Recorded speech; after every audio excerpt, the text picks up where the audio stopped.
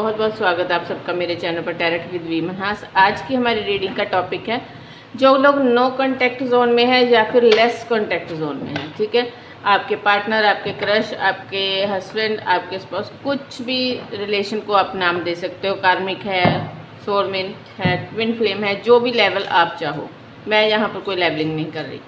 तो हम चेक करेंगे आप दोनों की करंट एनर्जीज एक दूसरे को लेकर।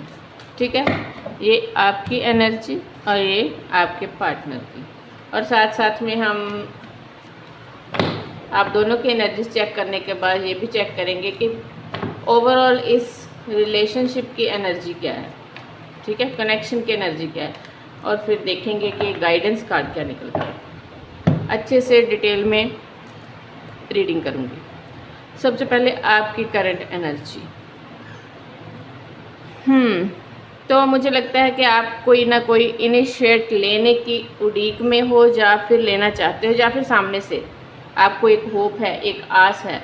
आप चाहते हो इस रिलेशनशिप को एक नेक्स्ट लेवल पर लेके जाना, इस रिलेशनशिप में खुशियाँ देखना। टॉरस, वर्गर, कैप्रिकॉर्न हो सकते हो आप। वहीं पर आपके पार्टनर की एनर्जी थोड़ी लो है, थोड़ा सा सैड है वो पर्सन। कैंसर, स्कॉर्पियो, पाइसेस हो सकता है ये बंदा। ये इंसान ना थोड़ा सा जैसे कह लो कि गिव अप कर चुका है। इसे लगता है कि इस रिलेशनशिप में शायद अब बहुत ज़्यादा कुछ स्कोप दिखाई नहीं देता। ये सब चीज़ों को इग्नोर करने की करता हुआ दिखाई दे रहा है। हो सकता है कि इसका फोकस किसी और चीज़ पर है। चलो आगे चेक करेंगे कि ये किस चीज़ के बारे में है। आप चाहते हो क्लैरिटी के साथ अपनी लाइफ में इंजॉयमेंट लेके आना। बहुत ज़्यादा इस वक्त मुझे लगता है कि आप थोड़ा ना पॉजिटिविटी को अट्रैक्ट कर रहे हो अपने आसपास। हो सकता है कि आपको मैनिफेस्टेशन टेक्निक्स पता चली हैं रिसेंटली, या फिर आप वैसे ही काफ़ी खुश मिजाज रहते हो। अब आजकल रोना धोना हो चुका, लेकिन अब आप अपने पर फोकस करते हुए दिखाई दे रहे हो, खुश रहते हुए दिखाई दे रहे हो, कोशिश कर रहे हो अपनी लाइफ में ग्रोथ लेके आना, अपनी लाइफ में अबंडेंस लेके आना। ये बहुत अच्छी बात है। कॉन्ग्रेचुलेशंस एंड शाबाश अगर आप लोग मेरे कॉन्टिन्यूस व्यूवर्स हो। जो लोग पहली बार आए उनका भी बहुत बहुत धन्यवाद। तो उनकी अगर ये एनर्जी है तो वो भी बहुत अच्छी है। रही बात आपके पार्टनर की, तो आपके पार्टनर को ऐसा फील होता है कि जैसे आपके साथ उनका कनेक्शन एक डिवाइनली गाइडेड कनेक्शन तो है, लेकिन इसमें कुछ ना कुछ कॉन्फ्लिक्ट्स ऐसे हैं जिनके बारे में उनको लगता है कि अगर मैं इनको दूर करने की कोशिश करूँगा तो शायद चीज़ें बहुत ज़्यादा उलझ जाएंगी। उन्हें ऐसा लगता है जैसे ना कोई समाज का डर, कोई फैमिली का डर, कोई प्रेशर है इस इंसान के ऊपर, जिस वजह से ये जानता है कि इस कनेक्शन की इंटेंसिटी क्या है, लेकिन फिर भी उसको बहुत ज़्यादा कंसीडर नहीं कर पा रहा, बहुत ज़्यादा उस पर फोकस नहीं कर पा रहा। या फिर कह लो कि एक तरह से नहीं, इस इंसान को पता है कि इस कनेक्शन के ऊपर परमात्मा की ब्लेसिंग है, और शायद इसीलिए ये कार्ड भी पहले आया, क्योंकि इसको लगता है कि अगर ये आप उसके डिवाइन काउंटर पार्ट हो तो डेफिनेटली आप लोग एक दूसरे के लाइफ में आओगे, एक दूसरे को हील करोगे। लेकिन अभी वो इस पर बहुत वर्क करने के मूड में नहीं, अभी इस कनेक्शन पर बहुत ज़्यादा काम करने की इच्छा में नहीं है। आप चाहते हो अपने दिल की सारी बातें अपने पार्टनर से शेयर करना। मुझे लगता है कि यहाँ पर जो भी हुआ था ना आप लोगों के बीच, वो एक मिसअंडरस्टैंडिंग थी जिसके बारे में आपको पता चल चुका कि गलती क्या थी, या कहाँ थी, या किसकी थी, जहाँ फिर किसी थर्ड पार्टी की गलती थी। तो उस चीज़ के बारे में आपको सब कुछ पता चल चुका, और इसीलिए इसीलिए क्लैरिटी का भी कार्ड आया, अबंडेंस का कार्ड आया। आप समझ चुके हो कि ये कनेक्शन में जो भी मिसअंडरस्टैंडिंग थी ये बहुत ज़्यादा लॉन्ग टर्म चलने वाली नहीं। आप चाहते हो कि एक मीटिंग हो, एक बार बैठा जाए और आप सारी बात उनसे कहो। आप बताओ कि किसने किस तरह से आपको मैनिपुलेट किया या उनको मैनिपुलेट किया। मुझे लगता है यहाँ कोई थर्ड पर्सन का रोल है, हो सकता है। अगर आप मैरिड हो तो हो सकता है कि फैमिली ने कुछ ऐसा नेगेटिव रोल प्ले किया आप दोनों के बीच में, दोनों के दरमियान, जिसकी वजह से आप लोगों के बीच में सेपरेशन या मनमुटाव आया। लेकिन अब आपके पास वो सबूत है, वो पॉइंट है, आपको पता है कि गड़बड़ कहाँ हुई, किसने की, किसने ये सब कुछ क्रिएट किया। और वही सब कुछ आप अब अपने पार्टनर के साथ डिस्कस करने के बारे में सोच रहे हो। यहाँ पर हो सकता है कि अगर आप लोग मैरिड हो तो आप आपके पास गुड न्यूज़ है आपने कंसीव वगैरह किया है और उसी की वजह से आप बहुत ज़्यादा हैप्पी हो, बहुत ज़्यादा खुश हो। आपको पता है कि जब आप ये बात अपने पार्टनर को बताओगे तो ऑब्वियस है कि सारे गिले शिकवे झगड़े ये सब दूर हो ही जाएंगे।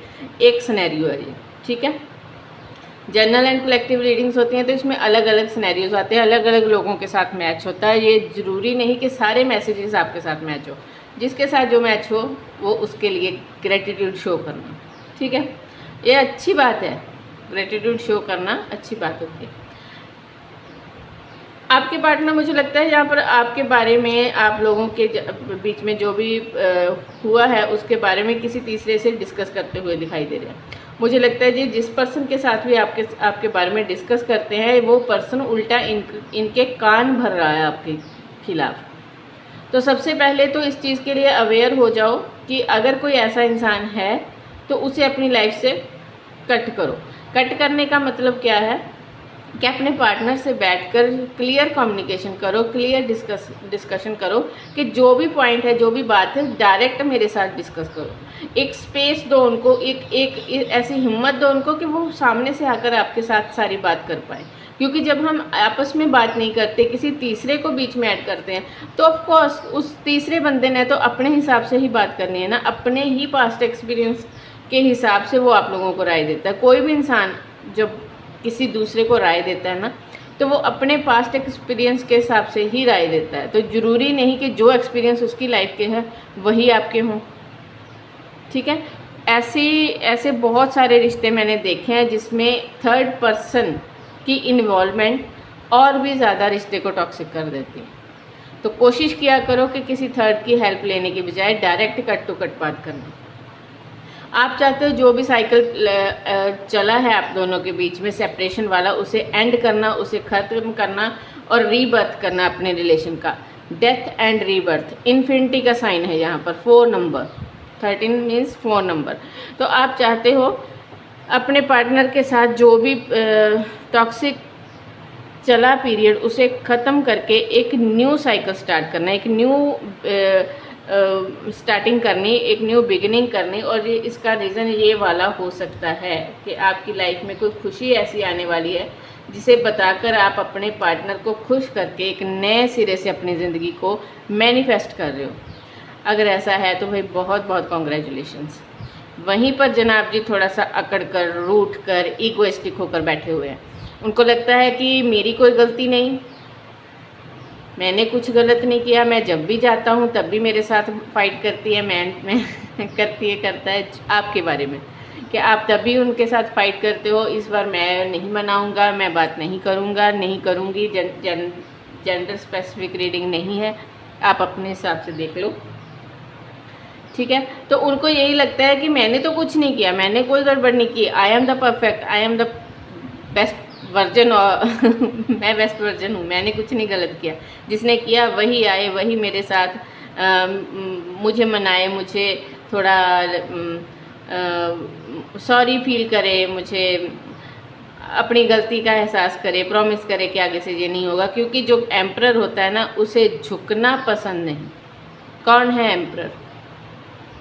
एम्परर वो है जिसकी सब सुनते हैं, लेकिन एक्चुअल जो सही में एम्परर होता है ना, वो होता है जो अपनी तो सुनाता ही है लेकिन दूसरों की भी सुनता है, सुन के फिर डिसीज़न लेता है, ठीक है। एक पॉजिटिविटी से भरा हुआ एम्परर ऐसा होता है, वो डोमिनेशन नहीं करता, वो सोल्यूशन निकालता है। लेकिन इस वक्त आपके जो पर्सन है, जहाँ पर जितनी नेगेटिविटी आई है आपके पर्सन की कार्ड्स में, उस हिसाब से ये बंदा तो इस वक्त इसी मूड में है कि भाई मुझे पैम्पर करो, मुझे मनाओ, मुझसे पूछो मुझे क्या चाहिए। यहाँ पर आप चाहते हो दोबारा से रीस्टार्ट करना, लेकिन वही है, आपकी चाबी गुम है चाबी गुम का मतलब कि आप चाहते हो रीस्टार्ट करना, लेकिन आपको समझ में नहीं आ रहा चीज़ें कहाँ से स्टार्ट की जाए, कैसे स्टार्ट की जाए, क्या बात की जाए, किस तरह से मनाया जाए। तो वही है, जो गुड न्यूज़ है वो दो जाके सामने से, हो जाएगा सब सही, अगर वो सिनेरियो है तो। लेकिन अगर वो सिनेरियो नहीं है, दूसरा सिनेरियो है जहाँ पर किसी ने कान वगैरह भरे, या किसी ने गॉसिप की है, या किसी ने गलत राय शायद दी है, तो उसको रिवील करो, तब भी बात बन जाएगी।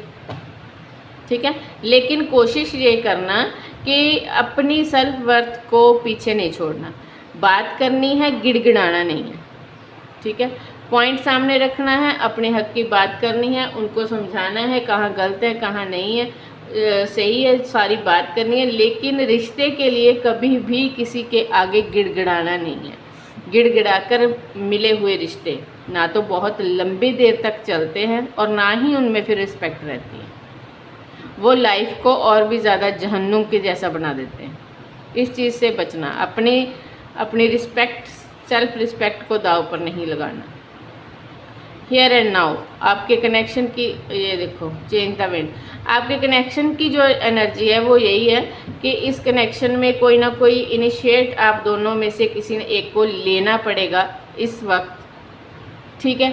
अगर आप इनिशिएट करते हो या आपके पार्टनर इनिशिएट करते हैं तो दोनों जन बैठकर एक मैच्योरिटी के साथ टॉक करो, क्योंकि अगर आप अच्छी बातचीत करते हो ना तो ये सिचुएशन चेंज हो जाएगी, ठीक है। चेंज इन द विंड, हवा का रुख बदलेगा, जो भी गलत चलत हुआ वो सब खत्म होगा, जो भी टॉक्सिसिटी थी वो सब खत्म होगी और एक नई शुरुआत होगी आप लोगों के बीच में डेफिनेटली।